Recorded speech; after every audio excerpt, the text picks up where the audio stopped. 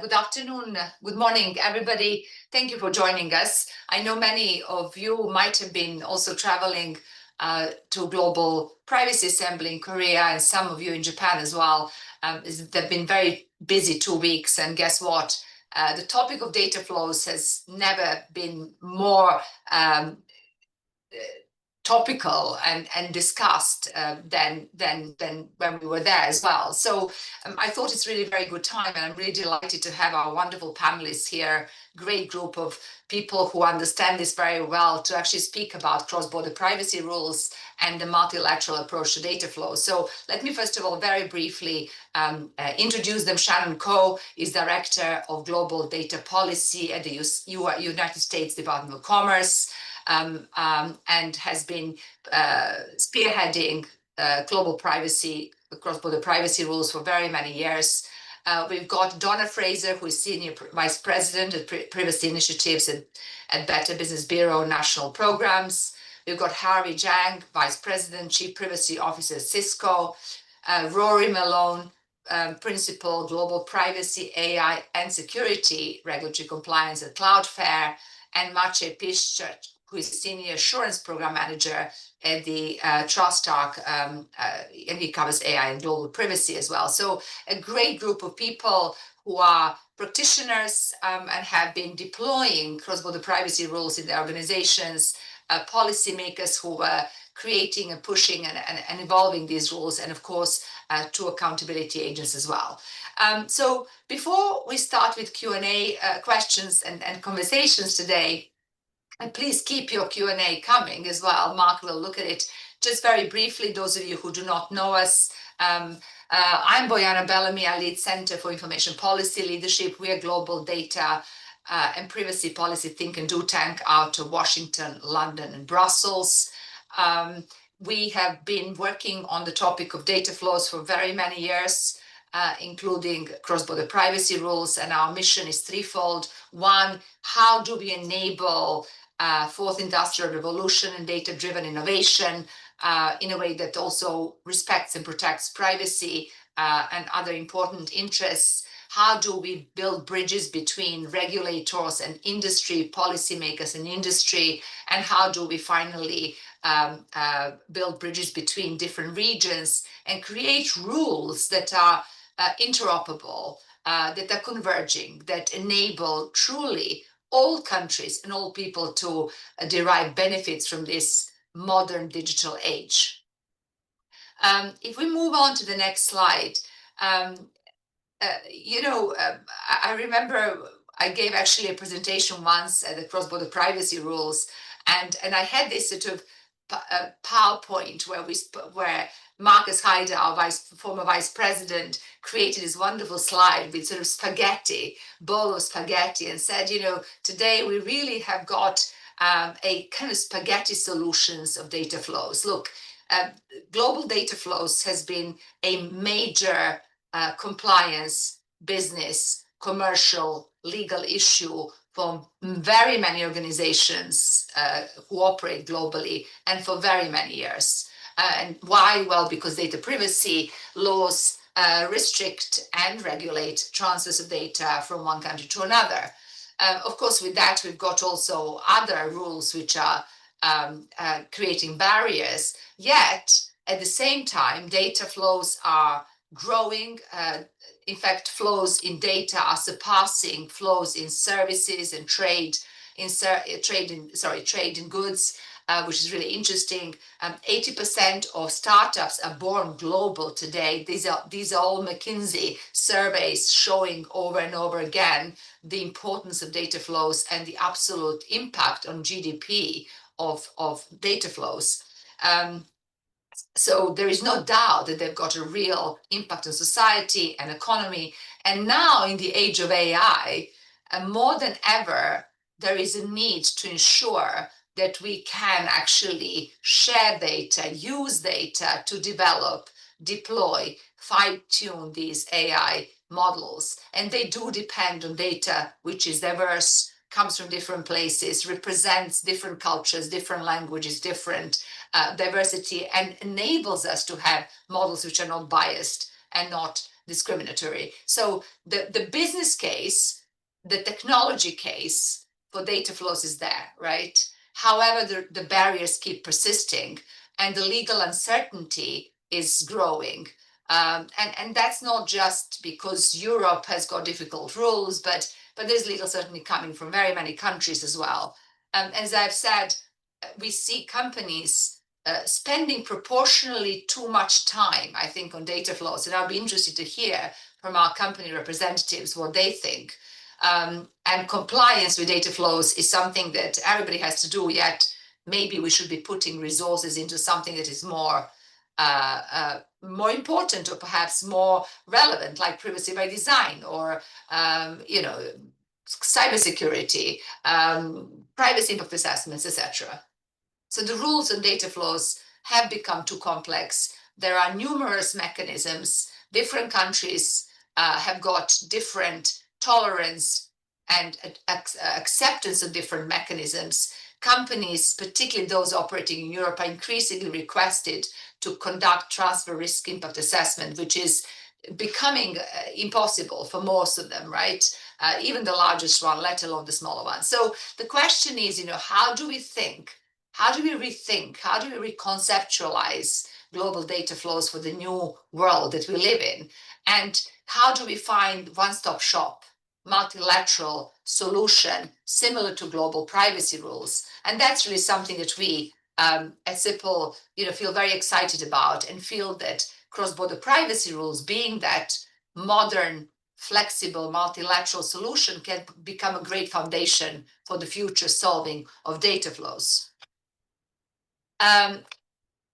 Maybe Mark, if we move the next slide, and Shannon was going to explain to us more about global CBPR and PRP, but it's important to understand that these are, as I say, multilateral one-stop shop mechanisms. They are flexible, they're enforceable as well by the local data protection authorities, and something that we at CIPL care a lot about. They're based on accountability, on the ability of companies to have a certain level of protections and safeguards that are percolated across their global network and that are flown down through accountability to all the third parties and wherever data flows. So really, that's something that I believe we need to explore more in this panel as well, and discuss how organizations who are building global privacy program and accountability, and maybe who've also had European-style binding corporate rules, can actually be ready to do cross-border privacy rules, because I believe they're all the same. And importantly, this can also coexist with other mechanisms. Finally, before we kick off our conversation, I just want to mention that we at CIPL have been working with some of the governments who are participating in the cross-border privacy rules, and we've published this playbook that is going to be available on our website, I believe, as of Monday, not today. Don't look at it today. And this playbook actually explains, particularly to countries that are interested to participate, what it takes to become a member and to participate in cross-border privacy rules. So really demystifies this whole process and makes it more viable for those countries who want to participate. As you will hear, it's about countries participating, but also companies. And we will have a chance to talk about that today with our speakers. So with that, let me then kick off our conversation. And I'm actually going to start with Shannon.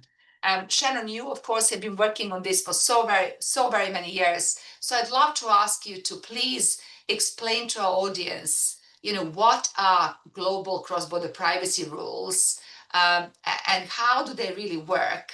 And what countries do they cover, and what's the US policy now on cross-border privacy rules? Unmute. Thank you, Bojana. I'm happy to be here. So in my role here at the Department of Commerce, I'm the US lead to the Global Cross-Border Privacy Rules Forum, and also the current chair. So I'm very pleased to be here today to talk about the work we're doing there. So we actually launched the Global CBPR Forum. It was created in 2022. In the United States, with 8 jurisdictions, across the Asia Pacific developed the forum with the objective of enabling trusted cross-border data flows. And this was really building off the basis of our experience with the APEC CBPR system. So again, sort of the initiative was to take this global. And the primary way that we do this or work to achieve this objective is through the Global CBPR system, and then the related PRP system, the Privacy Recognition for Processor systems. And these are multilateral data privacy certifications that companies can use to demonstrate compliance with internationally recognized privacy principles and requirements. And just a quick point of clarification for those who may not be as familiar with these systems, the CBPR system is for data controllers, and then the PRP system was created for data processors. So there are really three key pillars that underpin this multilateral data privacy certification. The first one is that there are common requirements for certifications across all member jurisdictions. That means that a company in the United States that's certified to CBPRs is meeting the same requirements as a company in Japan, as a company in Singapore, et cetera. So it established a common certification. The second pillar is that there are common requirements and a consensus approval process for recognizing, accountability agents. And these are, and we do have a couple of accountability agents here today to explain their role, but very simply, they are the independent organizations that actually issue the certifications to companies.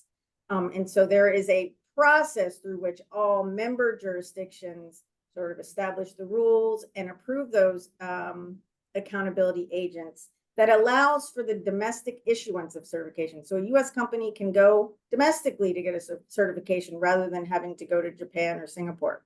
And then the final pillar is that the forum has created a framework for cooperation among privacy enforcement authorities. And this is really from a government perspective, from a regulator perspective, establishing a key element of trust that builds trust in the certifications and cross-border data flows. So the systems are administered by the forum through the members, and members, make consensus determinations about all activities of the forum and overseeing the CBPR system. We did actually earlier this year in June finally launch the Global CBPR and PRP systems. And we already have over 100 certified companies that cover over 2,000 subsidiaries and affiliates worldwide. Since we established the forum in 2022, we have added 5 new jurisdictions as associate members. So now the forum, reaches beyond the Asia Pacific region to include Africa, Europe, and the Middle East. We also are seeing growth in accountability agents. We just added a new accountability agency in the United States last month. So there are now 5 options for accountability agents available to American companies. And finally, I want to mention that we are currently working to finalize the update to the CBPR certification's new program requirements. And this is actually a really key initiative that the forum has been working on for the past 15 months. The CBPR program requirements date back to 2011. As I said, it was based on the APEC program.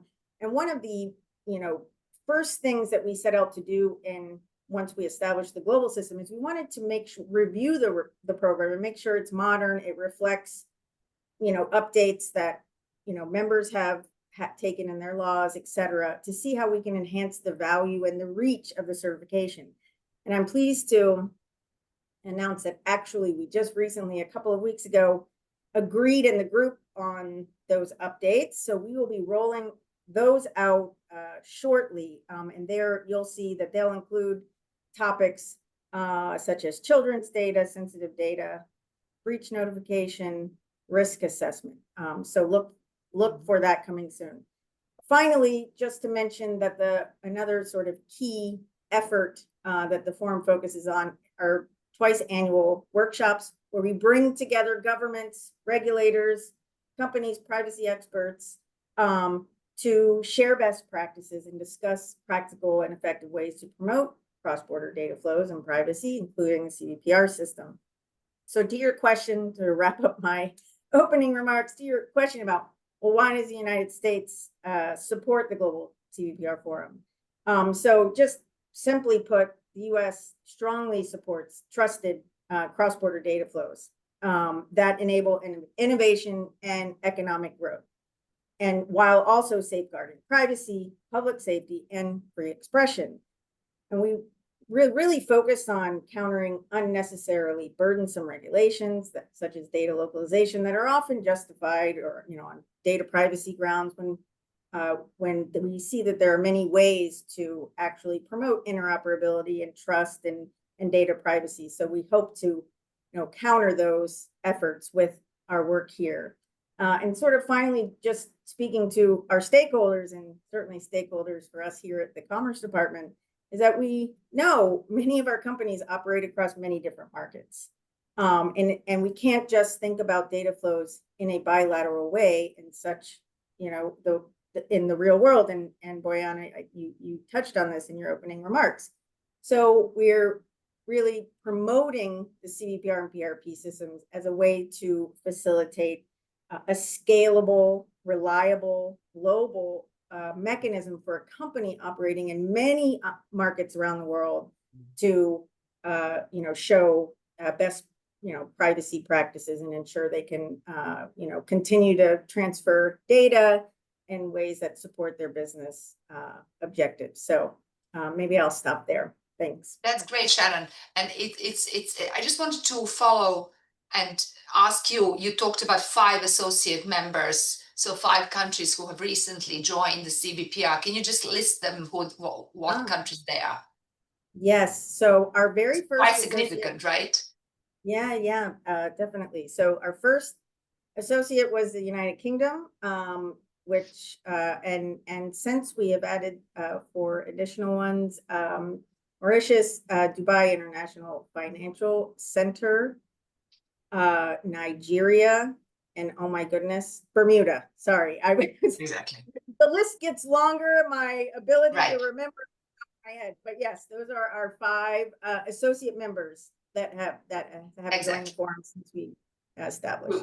Which is good to see, because the whole point of the CBPR, right, is to become actually more global and not just APEC. And I just want to also mention those of you who might be following this, Canadian Privacy Commissioner, government are also at the moment have issued a consultation, which I think is now probably closed, and we responded to that as well on the cross-border privacy rules and the benefits, and globally, but also to Canadian companies. So there is definitely momentum, as you have said. And another thing that I just wanted to emphasize from your remarks are these important updates to cross-border privacy rules, because of course, as you said, we want to make sure that this is possible to be bridged with other systems, and there are going to be some updates in the program requirements that most of the companies will be very familiar with, because they already do this in some other countries, like privacy impact assessments and the notion of sensitive data, etc. Excellent. Okay, I will have more questions to you later on, but let's move on now and hear from the companies. And we've got 2 real leaders in this field. Harvey Jang, I'm going to start with you because you've been in this for a very, very long time. And Rory Malone from Cloudflare, Cisco and Cloudflare, both companies have certified to CBPR. And the question to you is really, why have you done this? What are the benefits of being certified? And how do you sell this? How did you sell this internally? What was the business case that you used with your leadership, your general counsel, to say we want to invest in this? So Harvey, let me start. Sure. Thanks, Boyana. And as you mentioned, I've been involved in this for a really long time. I think my personal journey with CBPRs really began about 15 years ago. I was at HP with Scott Taylor, and Josh Harris was at Commerce, just building out this program for APEC, as Shannon mentioned a little while ago. I guess from the very beginning of this, at the inception of CBPRs, it was designed to really help companies demonstrate their adherence to this 9 set of core privacy principles that are universally accepted, and it was endorsed as the privacy framework under the APEC privacy principles. And so from there, we just really wanted to be able to set a baseline of privacy protections that would be consistent and recognized around the world. And so when I joined Cisco about 10 years ago, like this was in the wake of GDPR in 2016, and the threat of 4% fines really got our C-suite's attention, and they're really asking those questions around: Are we GDPR compliant? Are we going to be? What do we need to do to get there? And so we thought this, going after privacy certifications might be the right way to demonstrate our compliance capabilities. And at that time, there are 3 possible ones you can consider. There was Safe Harbor, but that had just been invalidated, and the Privacy Shield wasn't yet ready to take certifications. And then there was the EU binding corporate rules that could be used, that would need to go through an approval process of all the 28 member states of the EU, 28 at the time. That was before the UK jumped out. And so what we were left with was CBPRs as the only framework that we could pursue and get pretty quickly an assessment of our privacy program. And so from start to finish, it took Cisco about 3 months to get there. We had a really strong foundation in security, but with the 9 principles and I think about 50 different controls that we had to implement and make sure that they were working, we had to just update some policies and document our practices a little bit better. But it only took about 3 months to get there from start to finish. And we were able to use the CBPRs to really assess our program. Are we spiritually aligned with privacy frameworks around the world, and able to meet the controls that would set the foundation to demonstrate our GDPR compliance down the road? Great. And Harvey, very briefly, what does the CBPR cover for you? Is this Cisco own data? Is it also client data in delivery of your services to clients? Yeah, so as Shannon mentioned, the CBPR itself is for the controllers. So for that first step was for the data that we're handling as a data controller, including our HR data. But we also, when it became available, pursued the privacy recognition for processors that focuses on the security requirements and how we handle data from our customers when we sell our products and services. Great, great. Rory, let me kind of ask you the same question. The story, why and what the benefits are really for Cloudflare. Yeah. So I joined Cloudflare in 2019 at the end of the year, and we started to rebuild our privacy compliance program. We decided early on we were going to go for some ISO-based privacy standards, not particularly relevant to any kind of individual market, but kind of relevant globally at a high level. So we got those in place, and then we started to think about regional or other privacy certifications.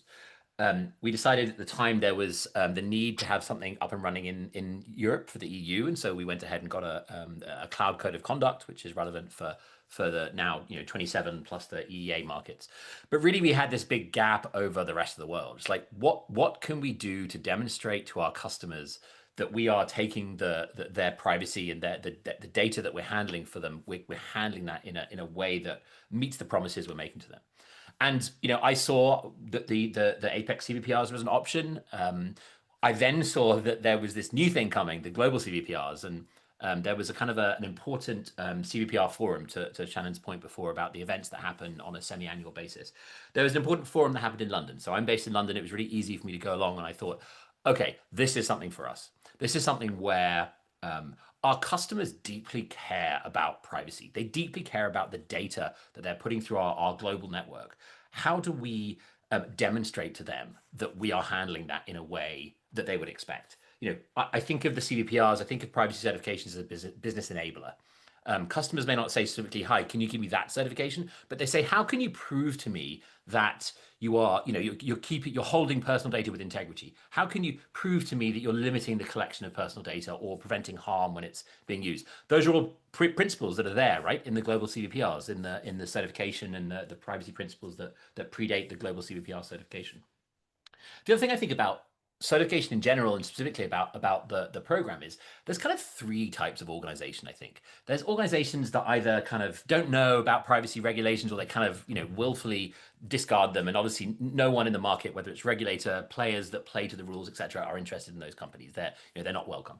And then there's companies that claim compliance. They put something on the website that says, hey, I'm compliant with the privacy laws in this country, or I meet the GDPR. And, you see that everywhere. There's the third type of organization, and that's one that goes out to get certifications, that can say, hey, don't just trust our website where it says, hey, we're compliant with XYZ. Here's a report that we've worked with an external auditor who's gone through, they looked at our policies, they've looked at the way we handle data, and we can demonstrate to you, we can give you assurance that we are doing what we're saying we're doing with that data. And that's the third type of company, and that's the kind of company Cloudflare is. We do deeply care about privacy, but we care about being able to demonstrate it to our customers as well, because at the end of the day, that's what they're asking us for.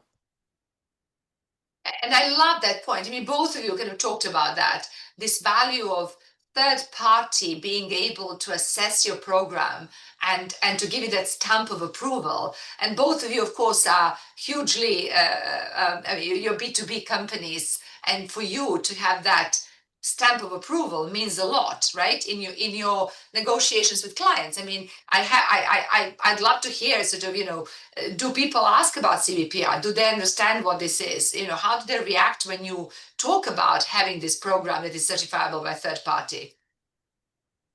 Yeah, we're definitely seeing more customers ask about it, particularly as we go to these global CBPR forums. One of the asks that we've been pushing, and Rory as well, and many other companies, is for those participating economies to push that at the regulatory level as well, either formal recognition in their privacy guidance or laws, but even more so, as Rory was talking about, on the procurement side. And we saw this, from Japan years ago when Yes. Japan's PIPC was really pushing the CBPR framework. They went on a roadshow and did over 100 different presentations to, I think over 15,000 companies in Japan about CBPRs. Now, Cisco was one of the early adopters, and there was a slide that showed Cisco as one of the certified companies. Back then, I think there was only about 20 of us. And I don't want to take credit for it all, but we had a double-digit growth that quarter in Japan when that was going on. And we started seeing customers from our government customers and critical infrastructure ask us, are we CBPR certified? And so just asking that question and being able to show, yes, we are. And as Rory was talking about, being proactively out there to show our compliance capabilities and prove it to our customers that we had that document that the accountability agents give us. It's like a statement of applicability that you might see in an ISO certification. And we're able to give that to our customers, and it just expedites the procurement process. And we're doing the same, like checking with our vendors as well. If they're certified, then they go through much quicker through the due diligence process.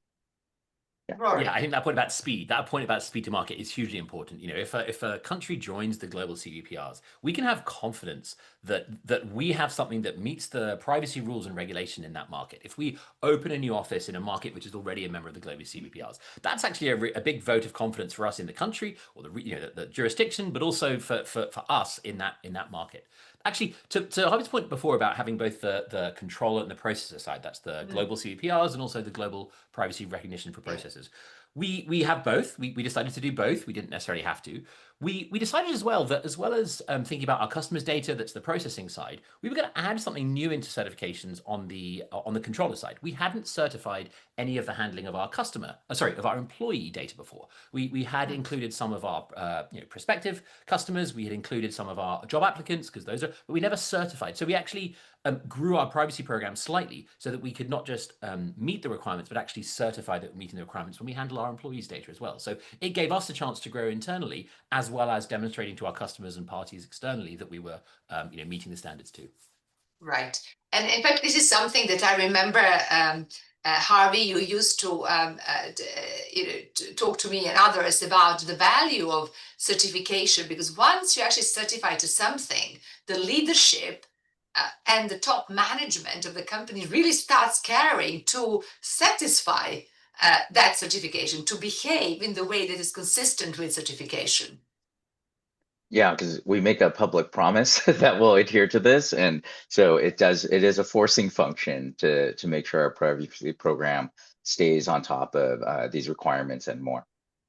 Right, exactly. And you know, we obviously working with you also in the past, we've looked into the ROI, return on investment, of having a privacy program, and you both mentioned the speed to market, the speed of negotiating those deals.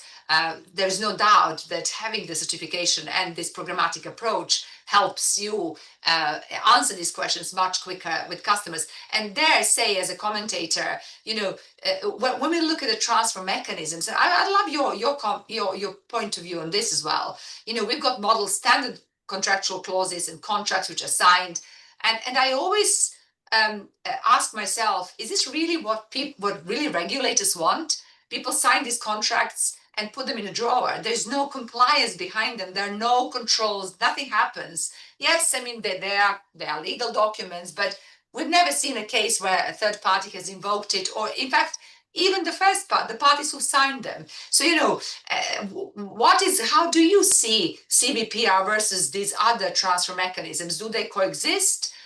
Which are more efficient? I mean, I suppose you need all, right? Because I mean, sitting down with an auditor, to Harvey's point before, sitting down with an auditor once a year and going through the whole process, being audited, that means you have to keep your program in good health, right? It can't just be sitting in a drawer, something that was signed a year or so ago that you can kind of maybe forget about. You have to make sure that you're doing all the processes you need to, because someone's going to be checking. And that's a hugely important part of the process, both for us internally to know that we're meeting requirements and that we're in good health, we're in good shape, but externally for our customers and partners. Yeah, and I think what's different about this program is you're talking about, and Shannon was talking about the different economies that participate in it. They go through a rigorous screening process where I think it's called the Joint Operating Committee, or some body that oversees the Global CBPR Forum will check the country's laws and check do they have checks and balances against government overreach, and that piece of it is critical, right? Because if you look at the friction that we see in some of the other transfer mechanisms and the invalidation of safe harbor, privacy shield, and now the data privacy framework called into question. Thankfully, the European courts, the initial courts have validated the DPF, but it's going to be appealed. And so all of those challenges aren't really looking at how a company handles data. It's looking at, are these governments trusted? Is their government grabbing too much data and invading privacy at the government level, not how commercial entities are handling the data. So having this global forum where the member economies are checking each other's laws, checking to see if their framework for checks and balances on government overreach are in place, I think that helps the overall ecosystem of data transfers more than what we need just on a company side. Internally as well, for a country, right? For a regulator. Yeah. Which regulator has so much time they can check every single organization in their jurisdiction? Of course they aren't. By using accountability agents, by actually passing some of the burden to third parties, you can effectively, you know, make sure that privacy and data protection is being cared about much more in your jurisdiction in a demonstrable way.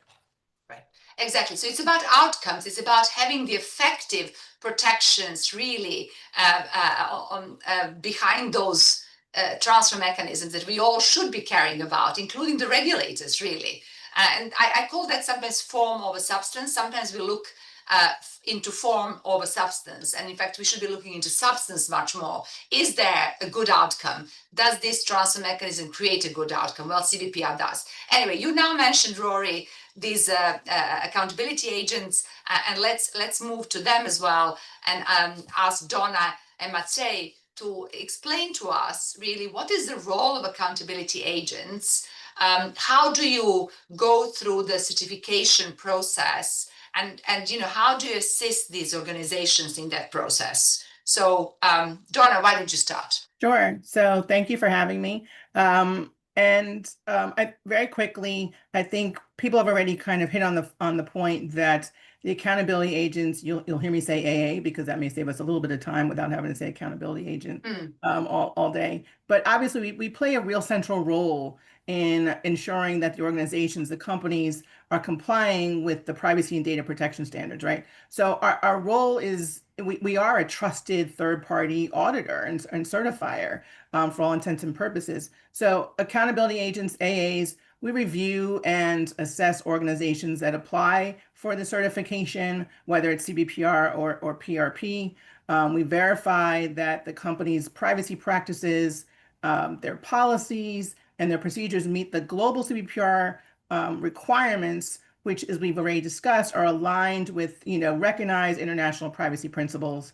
I'm doing kind of this kind of very top level overview of the process. And once they've gone through that process and compliance has been demonstrated, they are granted a certification. We should note that as of this year, all the accountability agents are using a common seal from the Department of Commerce, and each seal has the individual name of the accountability agent. So previous to that, we all had different seals, different trademarks, different logos. Now there's a commonality now. So it's, I think, easier for industry, for regulators, for everyone to kind of recognize who is actually certifying to this framework. There's obviously monitoring and enforcement as part of our role. We conduct ongoing monitoring. So it's not just at the outset where you complete the assessment. This is ongoing because obviously the space is fluid and companies' practices may change. New technologies may be introduced, and we're seeing it now with AI. We need to ensure that they continue to comply with the standards and the requirements. Obviously, if an issue arises, we have the authority to require them to correct whatever actions there are. And I think that that's also a good part of what accountability agents do is if you've gotten it wrong, and we hope that you don't, but if you've gotten something wrong, we're here to help you figure that out and correct it, as opposed to it being discovered by a regulator. So I think that adherence to certification programs like this go a long way with regulators, right? It's an A for effort. I always talk about companies showing their work. This is one way to show your work, not just to your business partners and regulators, but to the entire ecosystem. And I really do think that accountability agents have a strong role in that part. We obviously also deal with consumer complaint handling. So if someone has an issue with one of the companies that's certified, if an individual believes that their personal data has been mishandled by a certified organization, accountability agents can handle those complaints and deal with it kind of in a more straightforward manner. And we do coordinate with regulators on a regular basis, obviously with regards to annual reports and things like that, transparency reports, not just for the companies, but in order for us to continue to show that we are doing our part in the accountability agent. The process to become an accountability agent is not an easy one. And we have been an accountability agent.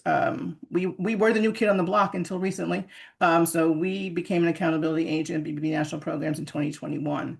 One of the last things I'll say is, and everyone's been talking about this, is trust and transparency.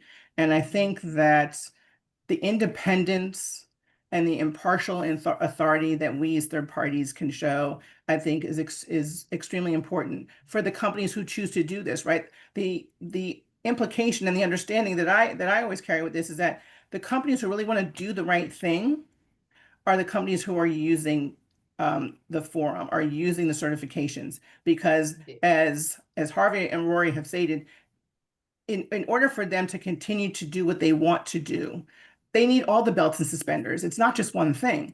And the Global CBPR Forum, I think, is a really good foundation when we're dealing with international data transfers. This is probably the biggest belt and the biggest suspender that's out there. Wonderful. Maciej, what about you? How do you see your role, particularly with SMEs as well? I mean, obviously we've got here big companies. How do you assist also SMEs? And what's the cost? I mean, I'm kind of interested. What's the cost of certification? Obviously, it depends, right? I know you'll tell me, but and do you provide that assistance as opposed to just kind of giving a stamp of approval? Yeah, thank you, Bojana. So I mean, I agree that accountability agents play an essential role in the global CBPR system. We are critical to the functioning by certifying companies. I think very important thing to add is that the role of accountability agent is share their expertise with them. So here at TrustArc, we have had the opportunity to support companies over the last 12 years. And, we have been supporting companies of wide range. As you said, there are big global companies, but there are also SMEs. And we have supported them in their certification journey. And in fact, we were the very first accountability agent recognized in the APAC system. And another thing how we can support the companies is with the interoperability built in the system. Companies can leverage their work on the CBPR certification in other spaces in our privacy platforms, privacy platform. And in terms of the certification process, well, our certification is similar to what Dona has mentioned, and Rory and Harvey have been talking about the proactive approach. So I think it's a great example here that those certifications, CBPR certifications, they do follow a proactive approach where companies, they demonstrate their policies, procedures, they complete an intake questionnaire, and then accountability agent evaluates, documents an intake questionnaire against the program requirements, identifies potential gaps before issues arise, right? So rather than addressing, the companies can proactively address those gaps rather than reactively. And another note that I wanted to make here is, I think that CBPR certifications play a key role in strengthening the three line of defense within the company. So when you think about this model of three lines defense in compliance, you have the first line of defense, your business operations, the second line of defense, your privacy team, and the third line, your internal audit. And when you incorporate those external reviews of your privacy practices, right, against the globally recognized standards, you enhance the company's risk management structure. And, well, you can really support your third line of defense greatly. And CBPR certifications really provide that, assurance, accountability, and the continuous oversight that we have been talking about. By the way, I like this point about assurance and sort of third line of defense externally. I mean, those of you who have been following all the work that we at CIPL have been doing on accountability framework, all the essential elements of accountability, one of the essential elements is how do you monitor and verify that your program exists, right? And so we talk about internal audits and external, and this is actually the way in which you can demonstrate that compliance. And I do want to stress this, and I've heard this from Harvey and Rory. CBPR is not an add-on. If you have a global privacy program and you comply already in Singapore and in Japan and with the US requirements, and of course in other countries as well now, UK and let's say Dubai, you are already compliant with CBPR, right? I mean, is that right, Maciej and Dona? Or do you find that companies don't have anything in place? I mean, or do they already have things when you come in and look through the program requirements? I mean, for us, it does vary, especially for the SMEs who may not have in-house counsel, or have limited access to counsel, outside counsel. We have to remind them we're not your lawyers, but we are here to help you. So I think when they see that assessment questionnaire, for companies who are still trying to figure out what they want to do, the assessment questionnaire actually gives them food for thought, because they have to think about, okay, you know what? We hadn't thought about that, but now we need to think about how we're going to do this, what the impact is going to be, how do we create a structure around this that they can actually, adhere to year over year. I want to be really clear. This is not a one-off. You don't do this once and then move on, right? This is year over year. This is a commitment. I think the initial onboarding, the initial assessment may be a bit of a lift. It's not easy, but the questions are there, and the evidence. Companies have to show evidence of when they respond to the questions, right? We're not just taking your word for it. We actually have to see, what does your privacy policy say? What do your documents say? Who has access to your data? All that sort of stuff. These are really detailed questions. And again, for those companies who are still struggling with trying to figure out how do we do this, the questionnaire itself is a guide to help companies figure out how to build their privacy framework. And then once they do it, things move a lot quicker. And I think to Rory and Harvey's point also about vendors, the vendor due diligence that's built into this, obviously with, you know, with the PRP process, but in general, for a company like us, like, you know, a Cisco, who may have, any of the companies who have hundreds, potentially hundreds of vendors, wouldn't it be great to know that your vendors are complying with this? You know, it makes life a lot easier, and they did allude to that. But I do want to make go back to one thing about the cost. I will say that entry level cost for our program, you know, the initial assessment is based on revenue, but there are a lot of other factors that come into play, and part of it is whether or not there is already an existing healthy, robust privacy program in a company. A lot of it has to do with their remediation process, things like that. But our in the door, if you're making, you know, your revenue, I think is under 50 million, that low tier fee is $10,000, and it goes up from there. So I will say that. Okay. And I think, Bojana, when we talk about, you know, global companies, big global players, small and medium companies, I think there are two things that are important to add here: flexibility and scalability of the certification. So one thing is, for smaller and medium-sized companies, they can, you know, start with, as Dona mentioned, by, you know, really going into those requirements and, you know, building their privacy program around those requirements. If they're maybe starting their journey with building their privacy program, in terms of scalability, companies can start with maybe a smaller scope and then expand that scope, you know, in the future. So, you know, maybe 1 year you will add your customer data. You can then expand it gradually to adding, for example, HR data. And in terms of flexibility, I think this is an important concept here, because this is what we have been talking about also. The requirements are the same for everyone, but there is a, you know, degree of flexibility how you address those requirements. And I think this is a great thing about this you know, interoperable certification mechanism and the program requirements. So, you know, think about you know, smaller for access correction and deletion, you know, probably smaller companies will have, you know, well, less sophisticated systems, and bigger companies will have more resources. Bigger companies to implement other mechanisms. Bigger companies will have, you know, 5 long privacy notices, and probably smaller company will have a smaller, shorter privacy. Right. Or big companies will have probably, you know, big privacy teams, whereas for smaller companies, well, sometimes that's just one person, you know, wearing 5 hats. Absolutely. Just to add, like, kind of a plug for the accountability agents and the value that they add. And it's more than just, I think, answering the questionnaire and the attestations, that's easy. But then when the accountability agent presses you, what's your evidence that you're living up to that attestation and promise you just made? And then the third piece that I think is different than the other certifications out there is the accountability agent will actually test the functioning of your program.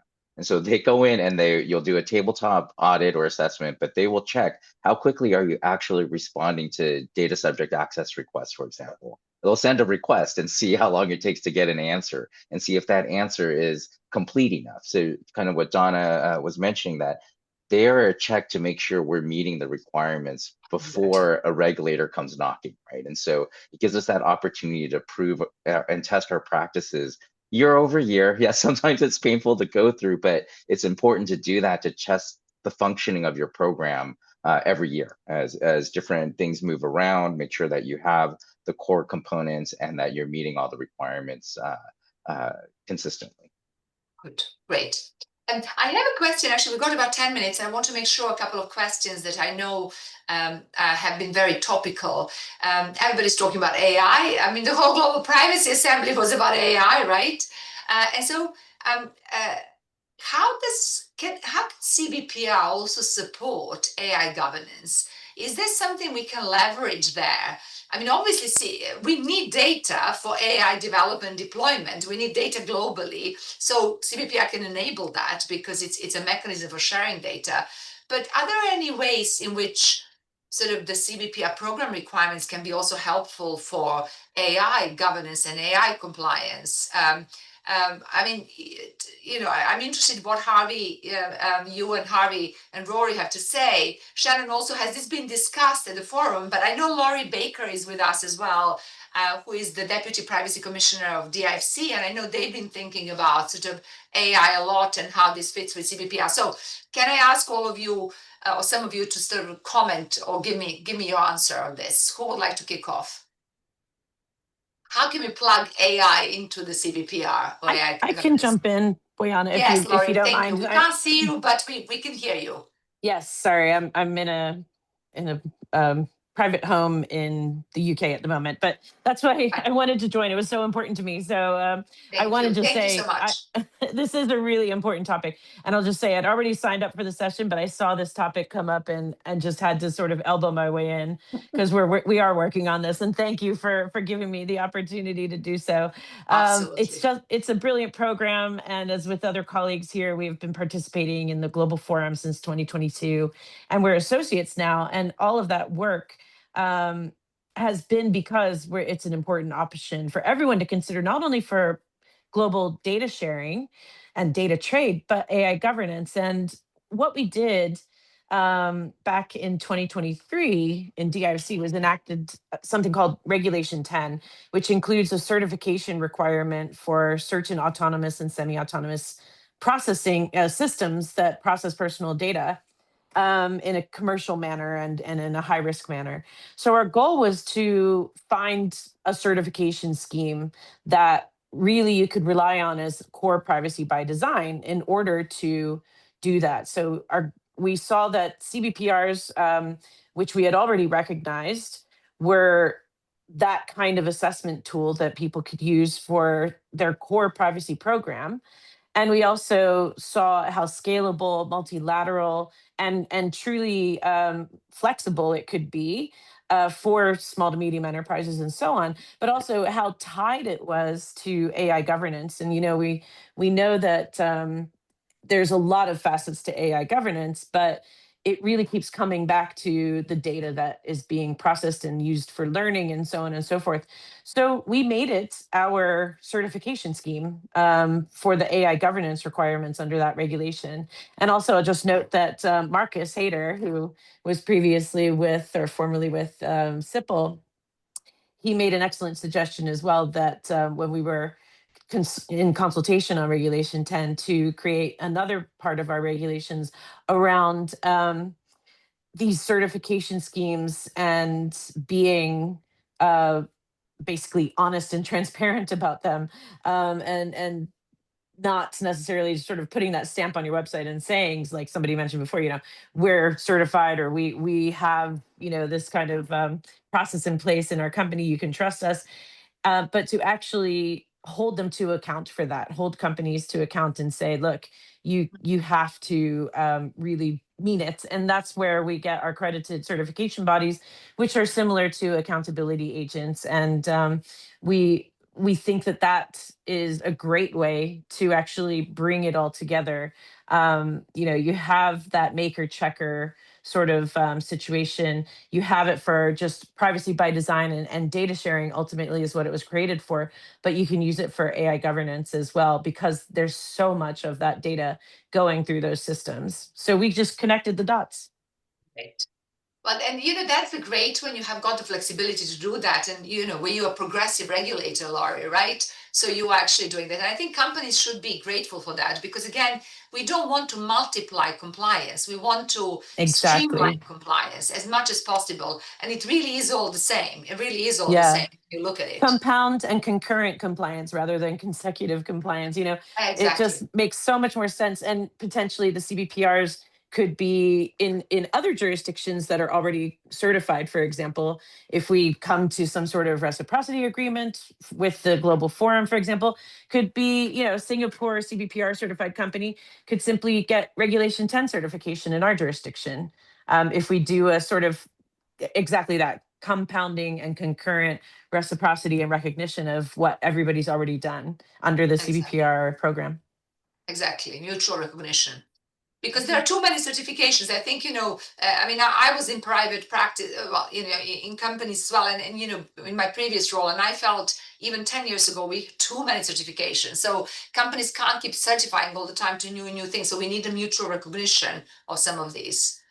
Yep, absolutely. Rory, you were going to say? I was just going to add, I think there is a really important place for the CBPRs to be within overall AI governance, but a part of it.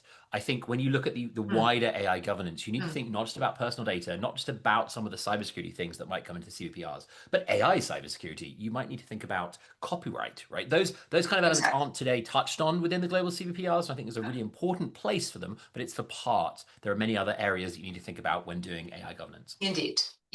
Shannon. Just a quick point that when we started to review the existing program requirements under CBPRs for updating them, we actually did consider, at the suggestion of some of our members, whether we should include AI top specifically, right? Because CBPRs, as they currently are, sort of new tech neutral there. And, after some discussions of that, realized that it's a bit, given where the various members are in developing their approach to AI governments may be a bit premature, but we sort of put it on the list of topics to keep on our radar and keep discussing. And I will say that at all of our recent events and maybe even going back to the beginning in 22, we have talked about and had discussions about CBPRs and the intersection with AI and how we can sort of achieve our AI goals, our data privacy goals through the work we're doing in the CBPR Forum. So just wanted to note that, nobody can talk about data policy or data privacy these days without talking about AI, and we are in that group as well.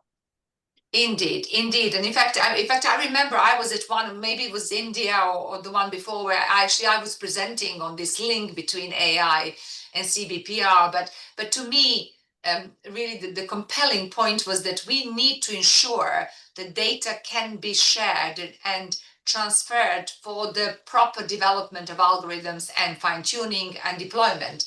And we cannot possibly have restrictions on that. And so as long as that's CBPR as a mechanism enables that, that's very good. Okay, we have some questions, I believe, but you mentioned the UK, right? So how is UK, given the UK has got GDPR and also is CBPR associate member, so how is UK trying to make this the bridge, if you like? I assume that question is directed at me. I mean, I will say that I can speak on behalf of the UK government. I mean, I can confirm that they are associate members and are in the process of, renewing that status and continue to be very actively engaged in the work that we're doing in the forum. So I would have to refer any questions about their sort of work there to them. Fair enough. Any kind of last comments from all of you on sort of, I mean, we've got a number of regulators listening to this conversation. I'm looking at a list, but also companies as well who are considering this. So maybe last sort of message from all of you, or some of you, to either companies or regulators. One takeaway or one misconception to kind of bear in mind. Who would like to start? I'll start. Yeah, so I want to go back just a little bit to the question about AI. I think it's really important that the framework remains agnostic to technology, because it's AI today. We don't know what's coming tomorrow. And I think we need to really be clear that the Global CBPR offers a future-proof layer of accountability, right? It's designed to complement and not replace existing laws. And I think we need to be really mindful and thoughtful about how we message exactly what this is. That, as was said by others, the flexibility that this allows is extremely important, right? To be able to adapt to different transfer strategies without reinventing compliance processes. That's the whole point. So I think we need to be really aggressive in messaging that that's what this is. This is not a new rule or law to comply with. This is a layer. It's not replacing anything. Perfect. Maciej. Yeah, and for when I think about CBPR framework and AI governance, I really think about the preventing harm principle, that overarching principle that, there are no underlying program requirements, but it really flows down to the whole framework, right? So when you think about processing personal information for AI training, using an AI, I think this is probably one of the most important principles that we think about, that we should be thinking about. That's a very good point. Shannon. So maybe I think my colleagues spoke very effectively on sort of commercial considerations in the process. So maybe I'll conclude with just from a government perspective. And just to emphasize, the US government supports having multiple tools in the toolbox for data transfers. But the reason why we're so bullish on CBPRs is because it is scalable. And practical for a lot of companies for some of the reasons that you've heard.